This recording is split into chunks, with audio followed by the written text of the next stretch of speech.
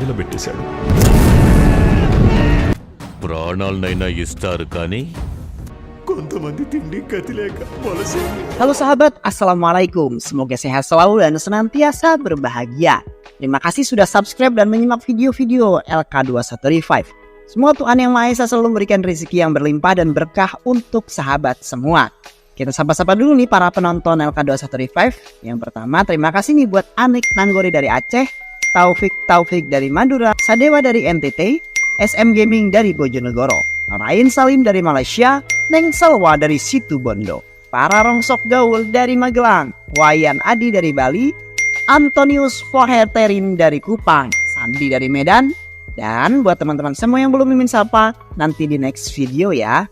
Oke, kali ini LK21 Revive akan membawakan sebuah alur cerita film yang berjudul Sultan. Bagaimana keseruan filmnya?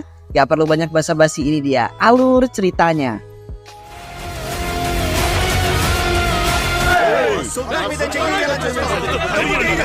మళ్ళీ వెళ్ళాం.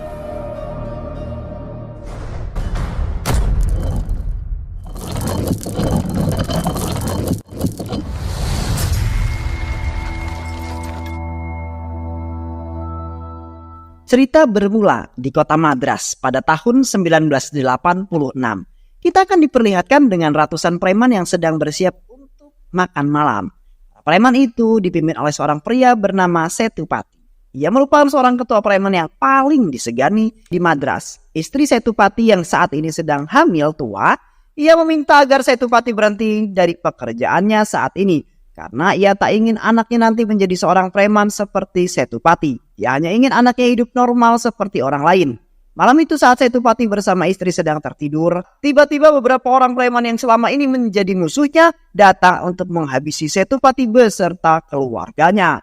Akan tetapi, para anak buah Setupati berhasil memergoki mereka semua. Lalu mereka pun menghajar para penyusup yang berusaha membunuh Setupati. Dan di saat yang bersamaan, istri Setupati mengalami sakit di perutnya. Dan malam itu juga ia berhasil melahirkan seorang anak laki-laki. Mendengar tangisan bayi membuat Setupati dan seluruh anak buahnya sangat bahagia. Dan anak itu ia beri nama Sultan. Namun sayang, nyawa sang ibu tak bisa diselamatkan. Ia harus meregang nyawa setelah melahirkan Sultan. Sejak saat itu Sultan diasuh oleh para preman. Mereka merawat dan menjaga Sultan dengan sepenuh hati. Banyak hal yang mereka ajarkan kepada Sultan, layaknya latihan seorang preman untuk membuat diri mereka lebih kuat. Meski begitu, mereka selalu berusaha untuk menjauhkan Sultan dari hal-hal yang berbau kekerasan. Karena itu adalah amanah dari almarhum ibunya. Kemudian scene beralih tahun 2021.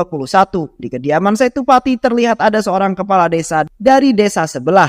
Kades itu meminta bantuan Setupati untuk bisa menghabisi seorang kepala mafia bernama Jayasilan. Mereka siap membayar Setupati dengan bayaran yang sangat tinggi. Asalkan Setupati mau membantunya mengusir Jayasilan. Nah, Jayasilan ini merupakan seorang preman juga seperti Setupati. Akan tetapi, Jayasilan ini preman bengis yang diperintahkan oleh sebuah perusahaan. Selama bertahun-tahun, perusahaan itu berusaha untuk mengambil alih tanah para warga untuk mereka jadikan lahan proyek tambang besi. Jayasilan tak segan untuk membunuh siapa saja yang berani menentangnya.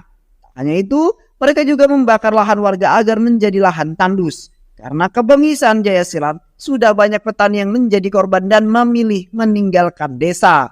Mereka juga sudah berkali-kali melaporkan kejadian ini kepada pihak kepolisian. Akan tetapi, tidak ada tanggapan apapun. Mendengar hal itu, Setupati merasa sangat kasihan dengan nasib para warga. Ia pun kemudian bersedia untuk membantu mereka. Dan di hari yang sama, Sultan yang kini sudah dewasa kembali ke rumahnya setelah 2 tahun merantau. Hal itu tentu saja membuat semua orang merasa sangat bahagia dan menyambut kedatangan Sultan dengan sangat meriah. Malam harinya, Sultan memperlihatkan hasil karyanya kepada para preman dan ia berniat untuk mendirikan sebuah perusahaan robot miliknya sendiri.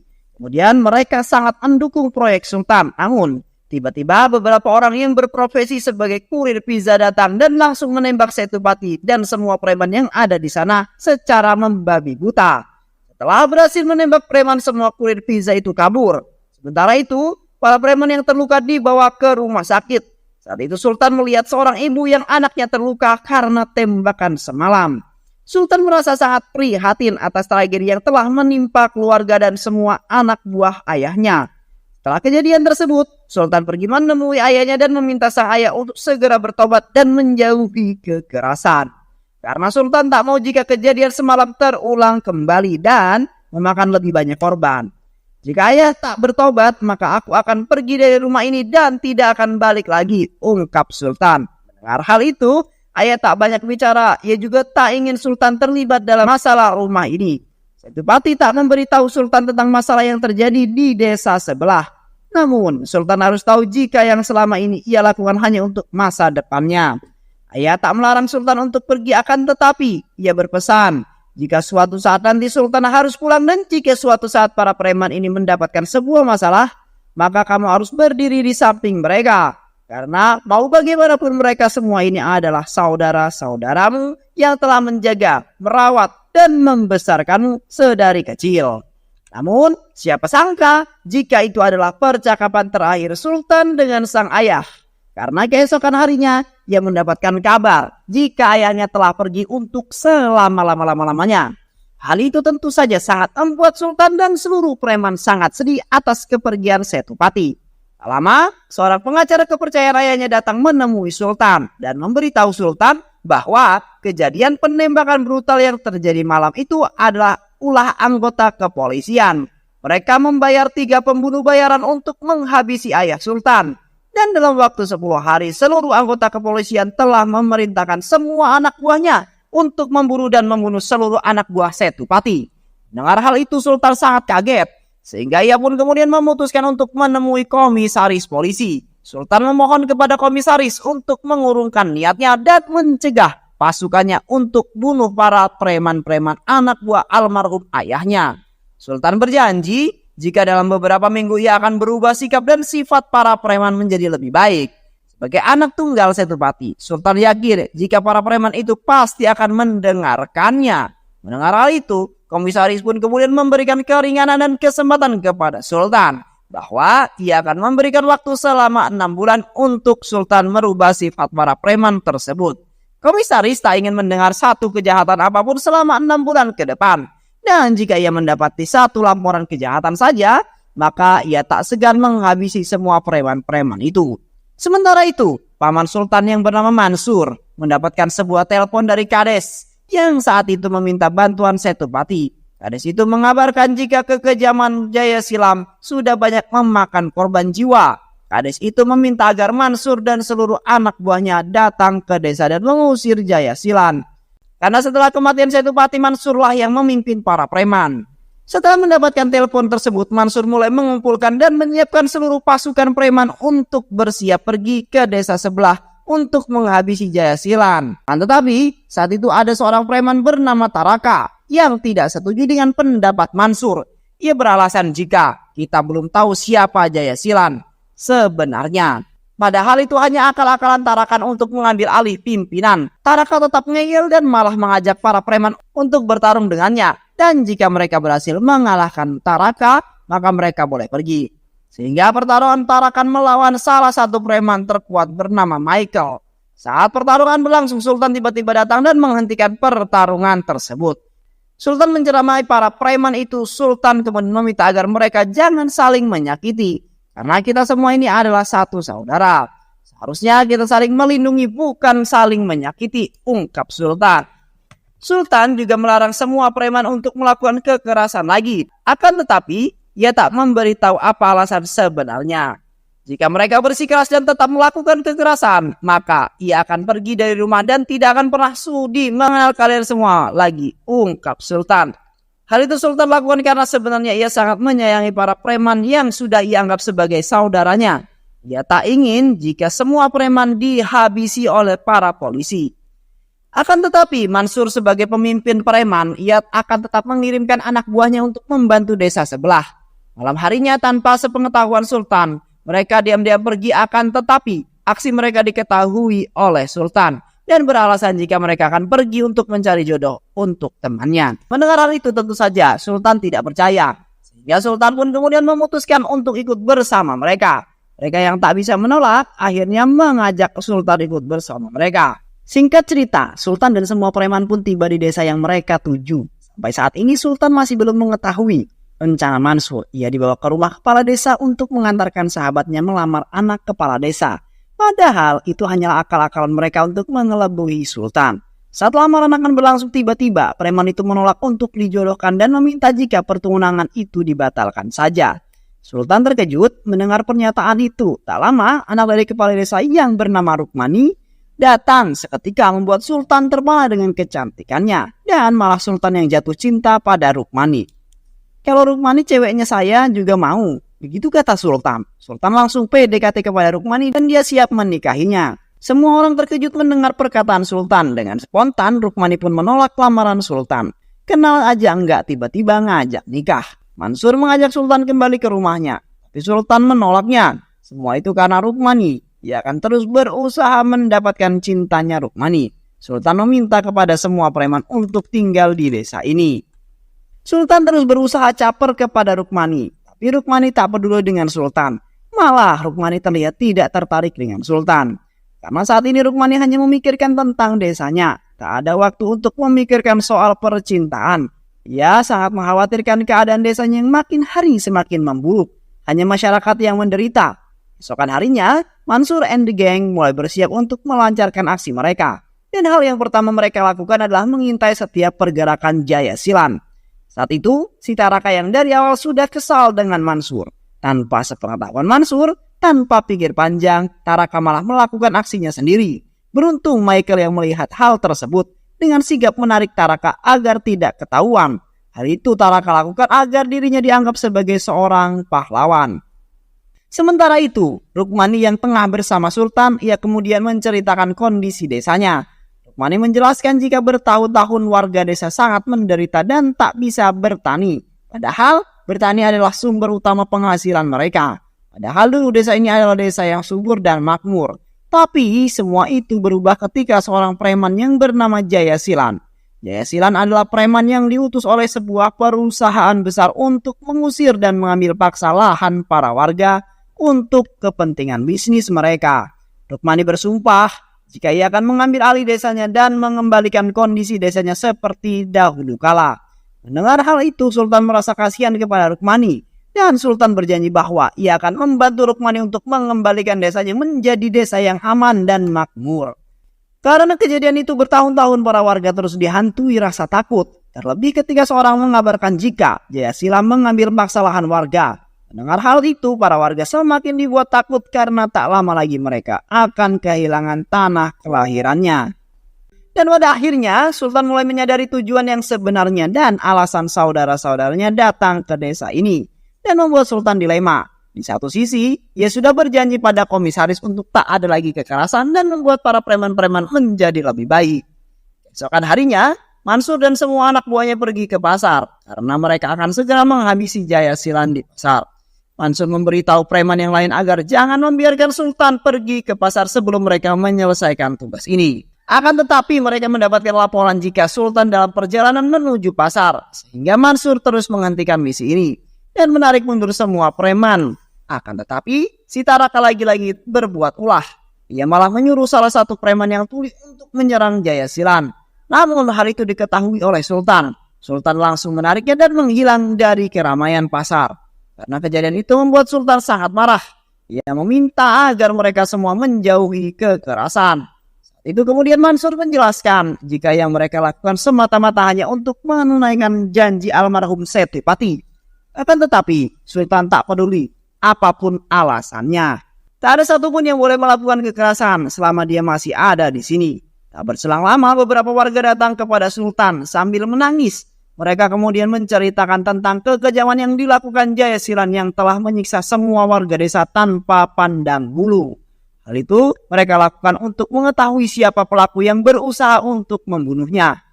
Warga memohon agar Sultan segera menyelamatkan para warga dari kekejaman Jaya Silan. Saat itu juga Mansur meminta izin kepada Sultan akan mengizinkannya untuk membunuh Jaya Silan kali ini saja. Akan tetapi Sultan tetap tak akan mengizinkannya. Karena Sultan tak ingin jika keluarganya akan ditembak mati oleh para polisi. Sehingga ia pun kemudian memutuskan untuk datang kepada Jaya Silan dan berbicara secara baik-baik. Saat di perjalanan menemui Jayasilan, ia sangat terkejut ketika melihat kebengisan Jayasilan dengan mata kepalanya sendiri. Jayasilan udah kelewatan. Sultan yang tak terima dengan perlakuan Jayasilan secara tiba-tiba, Sultan yang tak suka kekerasan berubah menjadi seorang yang sangat jago bingit. Dengan penuh amarah ia menghajar semua anak buah Jayasilan secara membabi buta. Para preman-preman yang melihat hal itu terkejut. Sultan yang mereka kenal sebagai anak pendiam ternyata seorang yang sangat jago gelut. Akhirnya, Sultan dengan mudah berhasil mengalahkan Jayasilan beserta pasukannya. Dan semenjak kejadian itu, seluruh masyarakat menganggap Sultan sebagai dewa. Mereka sangat bahagia karena akhirnya Jayasilan berhasil dilumpuhkan oleh Sultan. Seorang pengusaha jahat yang bernama Rafa mendapatkan kabar jika Jayasilan berhasil dikalahkan oleh seorang pemuda. Dan ternyata si Rafa ini adalah orang yang telah membayar Jayasilan untuk mengambil alih lahan milik warga. Ia merasa sangat kesal karena proyeknya akan terancam. Tak lama, Sultan mendapatkan telepon dari pengacara keluarganya dan menginformasikan jika saat ini polisi tengah melakukan pemburuan para preman dan mereka sudah membunuh beberapa preman. Ia juga meminta agar Sultan dan preman-preman yang lain jangan pulang terlebih dahulu. Merasa tugasnya sudah selesai, hari ini Mansur bersama semua preman bersiap untuk kembali pulang. Akan tetapi, Sultan menghadang mereka agar jangan dulu pulang. Sultan mengajak para preman itu tinggal untuk sementara waktu di desa itu dan membantu masyarakat untuk bertani. Padahal itu cuma akal-akalan Sultan karena ia tak mau saudara-saudaranya diburu oleh para polisi.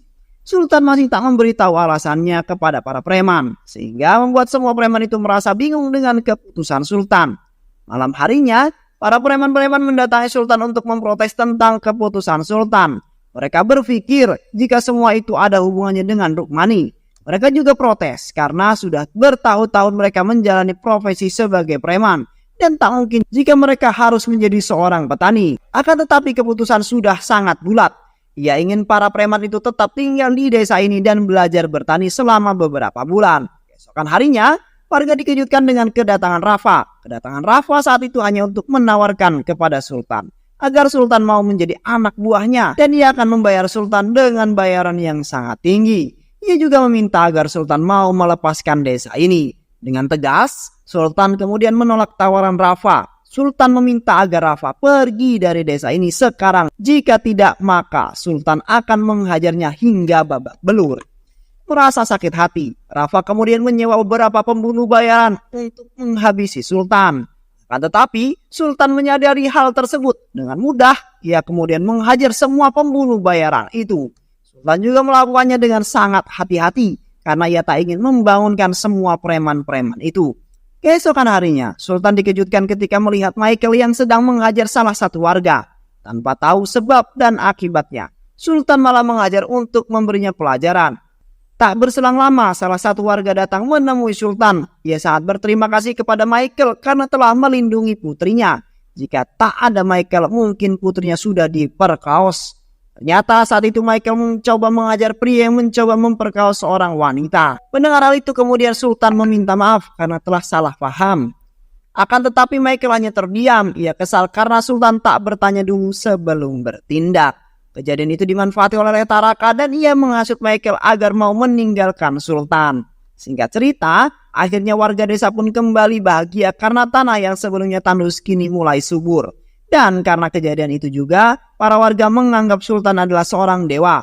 Karena hal itu juga akhirnya Rukmani mulai jatuh cinta kepada Sultan. Dan ia siap untuk menikah dengan Sultan. Lalu Sultan pun kemudian memutuskan untuk menjual aset milik keluarganya untuk ia belikan lahan bagi para preman agar para saudara-saudaranya terhindar dari kejamnya polisi dan terhindar dari kekerasan. Saat di perjalanan pulang, tiba-tiba mereka diserang oleh preman lain yang ingin membunuh Sultan. Akan tetapi dalam tragedi itu Mansur harus meregang nyawa ketika berusaha melindungi Sultan. Setelah kejadian itu membuat Sultan sangat merasa bersedih karena telah kehilangan Mansur. Dan itu dimanfaatkan juga oleh Taraka untuk menghasut para preman agar mereka semua mau meninggalkan Sultan. Karena semua ini adalah ulah Sultan, mereka sangat kecewa dengan Sultan. Sehingga mereka pun mengharamkan Sultan untuk memberikan penghormatan terakhir kepada Mansur. Dan tepat pada malam harinya, seluruh preman memutuskan untuk pergi meninggalkan Sultan. Mereka sangat benci dengan Sultan. Rafa yang mengetahui jika Sultan kini hanya tinggal seorang diri. Setelah ditinggal semua anak buahnya, ia pun kemudian menyewa beberapa preman untuk menghabisi Sultan. Sementara itu, Jaya Silan yang masih hidup, ia bersiap untuk balas dendam. Esokan harinya, warga yang mengetahui jika Sultan hanya seorang diri, ia meminta Sultan untuk pergi meninggalkan desa karena ia tak akan mungkin bisa melawan kebengisan Jaya Silan. Hanya seorang diri. Warga tak ingin Sultan mati karena melindungi desa mereka. Para warga sudah pasrah dengan keputusan Jaya Silan. Akan tetapi, Sultan tak menyerah begitu saja. Mengingat jika ayahnya telah berjanji untuk melindungi desa ini, dan Sultan siap mati untuk memenuhi janji ayahnya. Lalu Sultan kemudian membuat sebuah rencana untuk menghabisi semua pasukan Jaya Silan. Tapi sebelum itu mereka harus mengasingkan anak-anak dan semua wanita ke tempat yang lebih aman. Dan para warga pun kemudian mulai bergerak untuk mengungsi. Sedangkan para pria akan membantu Sultan melawan Jaya Silan and the gang. Hingga malam pun tiba. Mereka semua sudah bersiap di posisi masing-masing. Dan perang hebat pun terjadi antara pasukan Rafa dan pasukan Sultan. Meski terluka parah, Sultan terus berusaha melawan para preman tersebut. Tak lama, Jaya Silan and the gang datang dan langsung menyandra Rukmani. Melihat hal itu, Sultan dan pengawal setianya yang bernama Gada terus menghajar pasukan Rafa. Dan pada saat Jaya Silan akan menyerang Sultan, tiba-tiba dari arah belakang terlihat para preman-preman yang sebelumnya pergi meninggalkan Sultan. Karena kini mereka sadar dan mengetahui kebenaran setelah bertemu pengacara keluarga Sultan. Mereka sangat menyesal karena telah pergi meninggalkan Sultan. Mereka juga meminta maaf kepada Sultan. Dan kini Sultan tak sendiri lagi. Ia dibantu para preman-preman yang telah ia anggap sebagai saudara-saudaranya sendiri. Pada akhirnya, mereka semua pun berhasil membantai Rafa dan seluruh anak buahnya. Juga berhasil membunuh Jaya Silan beserta anak buahnya. Dan kini mereka semua pun dapat hidup dengan bahagia. Dan film pun selesai. Banyak sekali pelajaran hidup yang kita bisa dapatkan dari film ini ya sahabat. Semoga teman-teman semua terhibur setelah menyimak alur cerita film ini. Terima kasih sudah menyimak video-video LK21 Revive. Semoga sahabat semua terhibur dan sampai bertemu lagi di video-video berikutnya. Sehat selalu dan wassalamualaikum warahmatullahi wabarakatuh.